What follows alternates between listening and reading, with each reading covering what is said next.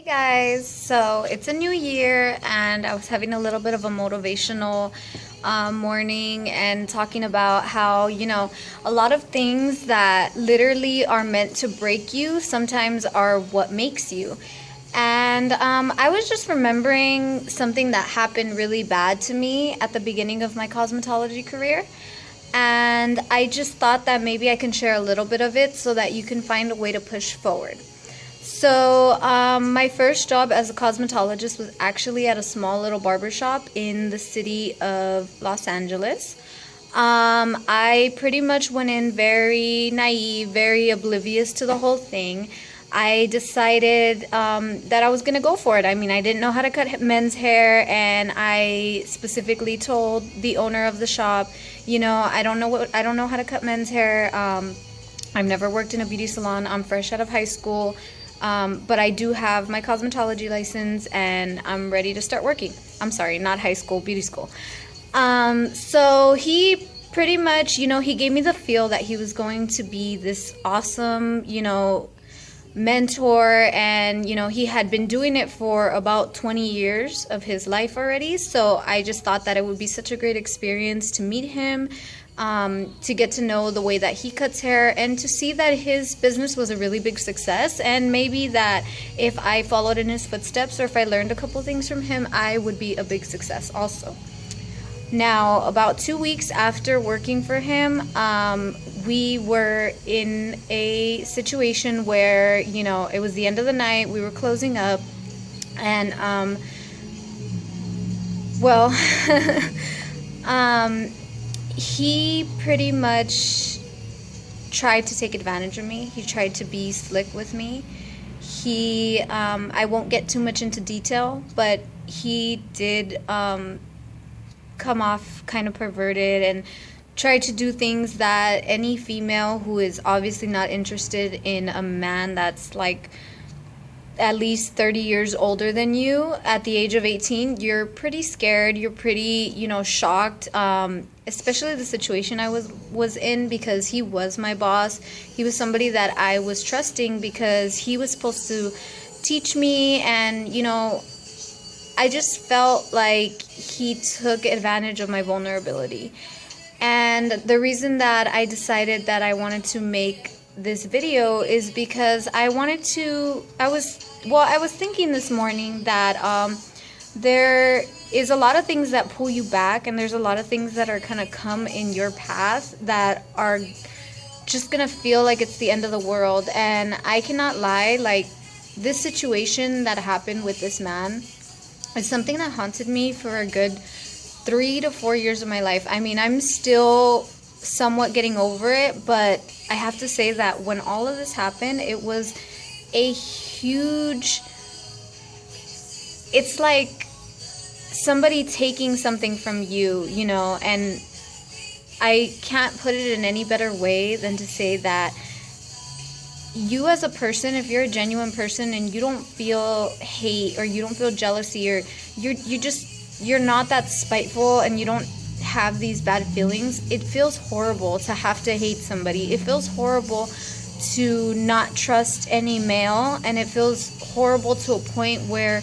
if it's somebody who's like your boss or somebody who's supposed to be teaching you how to be what you want to be in life, it's really degrading. It's really a pullback in your life. And like I said, this took me to a point where not only was I so untrusting with men in general, but I couldn't cut men hair. I've been doing hair since 2009, 2010. So about 6 years now I've been doing hair, and out of those 6 years I have only been cutting men hair for 2 years.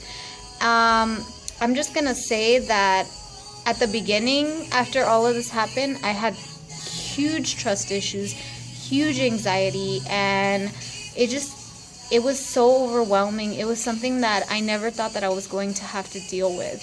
And the reason I'm sharing is because I was thinking this morning about how, I am a pretty successful barber now. I have my male clients, and I have my very awesome boyfriend, and I feel like even though this situation in my life dragged me back so much and made me so it made me so nervous, so full of anxiety. It left me so lost in the beginning of my career. And even though it was something that just, made me feel incapable of going out there and getting what I have now, I had to think about it this morning, and I had to say, wow, like, I've come a long way. I mean, it's been 2 years that I've been cutting men hair, and it's awesome. I love barbering. I love doing my shaves. I love doing my fades and my tapers and my faux hawks. I love it.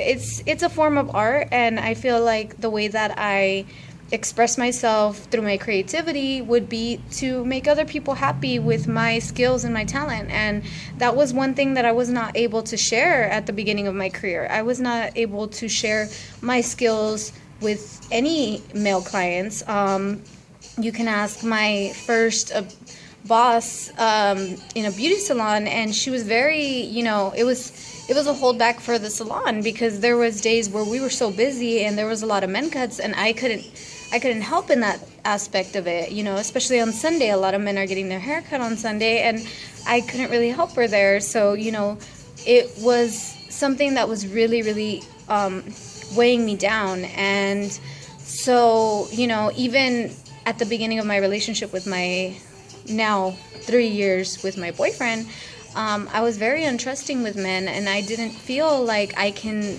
fully, be myself or fully trust somebody and let somebody, in me, and not in that sense, but just, I didn't feel like that was possible. And so after that, I met my awesome boyfriend. I did, however, seek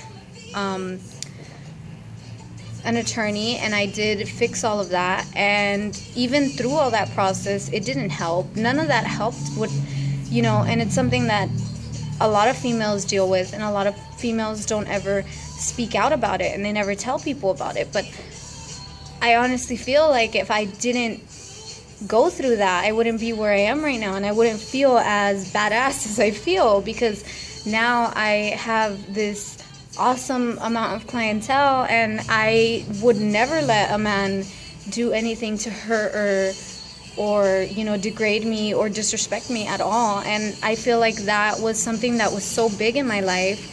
And even though it's been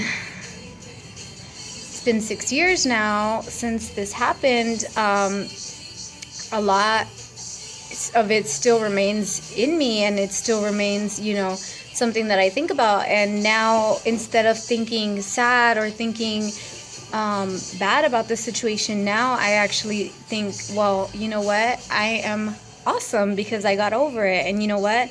I'm even more awesome because I continue to show him that he didn't just, crumble me. He built me stronger, even though, I'm not giving him that glory. But I just feel like that's something that a lot of women don't understand. And the reason I just wanted to say that, if you're a female and you're dealing with any type of sexual harassment, or if you're dealing with any type of disrespect from any male, you should always speak up about it. And aside from speaking up about it, you should always consider yourself first before anybody. And, that's something I had to learn along the way.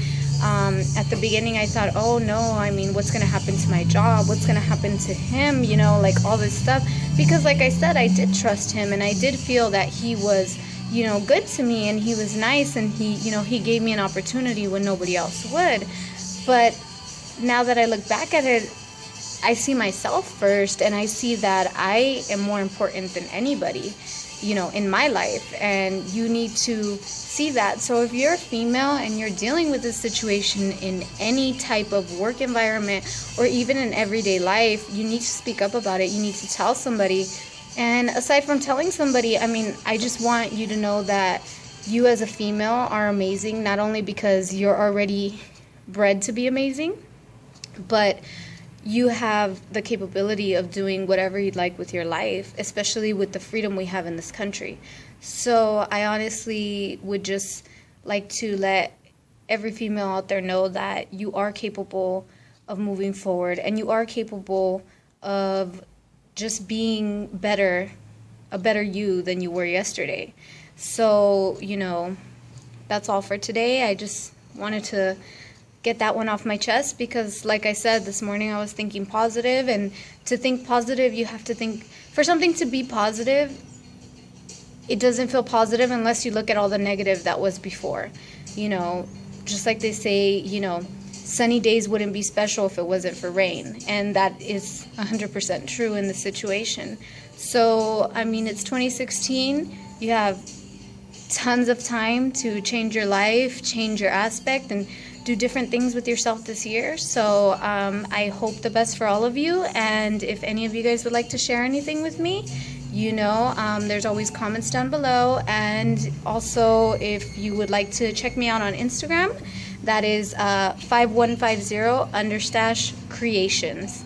Thank you all for watching, and I hope this video somewhat either inspired you or helped you see things a little bit differently. Thanks, ladies.